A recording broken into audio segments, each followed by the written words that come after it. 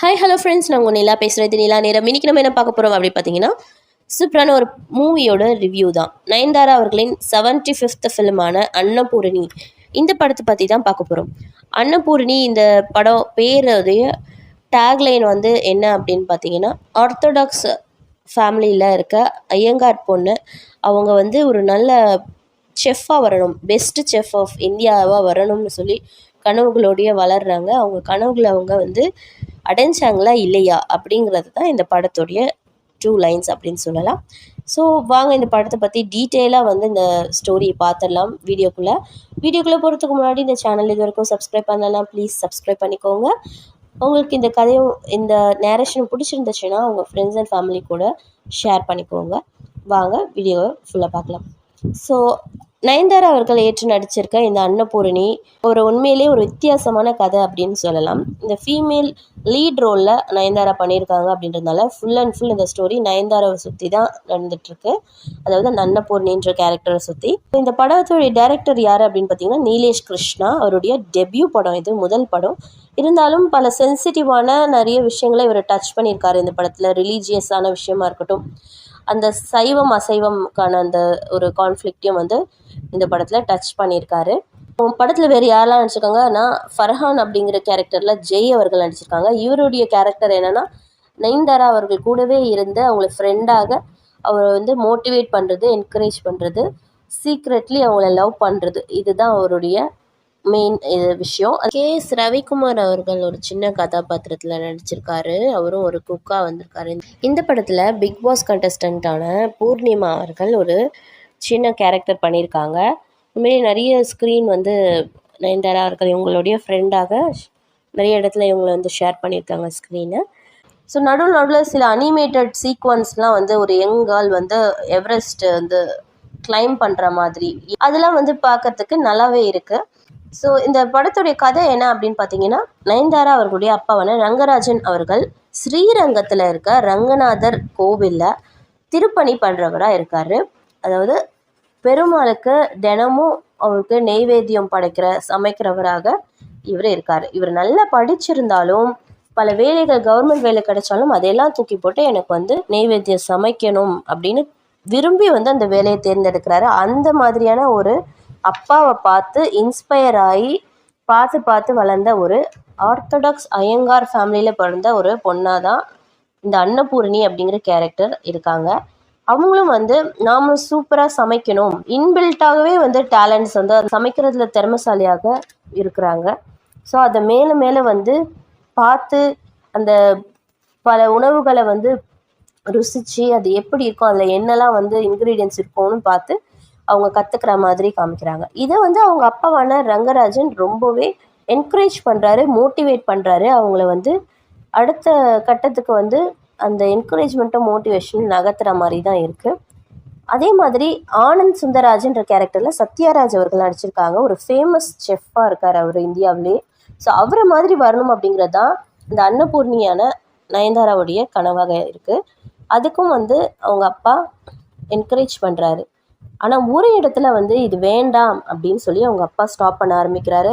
எங்கே அப்படின்னு பார்த்தீங்கன்னா, ஒரு செஃப்பாக இருக்கும் பட்சத்தில் ஒரு ஹோட்டல்லையோ ஒரு கார்ப்பரேட் வேர்ல்ட்லையோ போய் சமைக்கணும் அப்படின்னா கண்டிப்பாக அதில் அசைவமும் இருக்கும். இந்த நான்வெஜ் சமைக்கணும் அப்படின்னா அது நம்மளால் முடியாது, அது நம்ம செய்யக்கூடாது அப்படின்னு அவங்க அப்பா நயன்தாரா கனவுக்கு ஒரு முட்டுக்கட்டையை போடுறாரு. ஆனாலும் நயன்தாரா அங்கங்கே ஓகேன்னு கன்வின்ஸ் ஆகி உட்கார இடத்துல ஜெய் வந்து அவங்கள தட்டி கொடுத்து, உன் கனவுகளை நீ வந்து அச்சீவ் பண்ணணும், அதுதான் உனக்கு முக்கியம், இந்த வெஜ்ஜு நான்வெஜ்ஜு வேறு எந்த விஷயமும் வந்து ஸ்டாப் பண்ணக்கூடாதுன்ற மாதிரி அவங்கள என்கரேஜ் பண்ணுறாரு. அதே மாதிரி MBA படிக்க போகிறேன்னு சொல்லி நயன்தாரா கேட்ரிங் கோர்ஸில் போய் சேர்ந்து படிக்கிறாங்க. இந்த விஷயம் அவங்க அப்பாவுக்கு ஒரு நாள் தெரிஞ்சு, அந்த அப்பாவுடைய நண்பருக்கும் தெரிஞ்சு அவருக்கு பெரிய அவமானம், அந்த கோவிலில் பிரச்சனைகள் வர்றதுனால நயன்தாராவுக்கு படிப்பை நிறுத்தி கல்யாணத்துக்கு ஏற்பாடு பண்ணுறாரு. கல்யாணத்துக்கும் ஒத்துக்கிட்டு நயன்தாரா ஓகே இவ்வளோதான் நம்ம போய் கல்யாணம் பண்ணிக்கலான்னு போகும்போது அப்பவும் விடாமல் ஜெய் அவர்கள் ஒரு பேக்கோடு வந்து தயவுசெய்து உன் கனவை பாரு, சென்னைக்கு கிளம்புன்னு சொல்லி அவங்கள போக சொல்கிறாங்க. நயன்தாராவுடைய பாட்டியாக சச்சு அவர்கள் நடிச்சிருக்காங்க. அவங்களுமே வந்து நானும் வந்து இந்த மாதிரி ஒரு தப்பு பண்ணனால தான் இன்னைக்கு இப்படி இருக்கேன், உன் கனவுகளை நீ போய் பாரு அப்படின்னு சொல்லி அவங்க என்கரேஜ் பண்ணி சப்போர்ட் பண்ணி அனுப்பி வைக்கிறாங்க.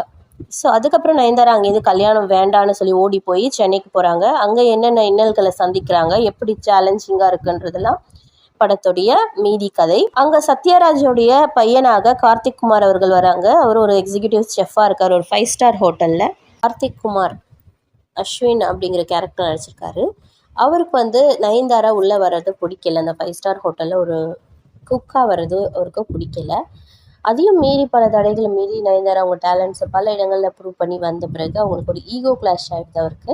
அதனால வந்து அவங்களுடைய கிச்சனில் இருக்கிற அவனை வெடிக்க வைக்கிற மாதிரி இவர் ஒரு விஷயத்த பண்ணுறாரு. அதனால் அந்த ஆக்சிடெண்ட்டில் பாதிக்கப்பட்ட நயன்தாரா ஹாஸ்பிட்டலில் அட்மிட் ஆனதுக்கப்புறமா அவங்களுடைய சுவைக்கும் தன்மையை இழக்கிறாங்க. எந்த சுவையுமே அவங்களாலேயே உணர முடியல அப்படிங்கிற ஒரு விஷயம் நடக்குது. ஸோ இப்படி தான் படம் முதல்ல ஸ்டார்ட்டே ஆகுது. அதுலேருந்து தான் மற்ற எல்லா கதையும் கொஞ்சம் கொஞ்சமாக சொல்லிக்கிட்டே வருவாங்க படத்தில். அப்போது இதுக்கப்புறம் அவங்க எப்படி செஃப்பாக தொடருது அப்படிங்கிற மாதிரி, அப்புறம் இந்த இந்தியன் பெஸ்ட் செஃப் காம்படிஷன்லையும் என்னால் கலந்துக்க முடியாது அப்படிங்கிற மாதிரி அமைதியாக உட்காந்துட்றாங்க.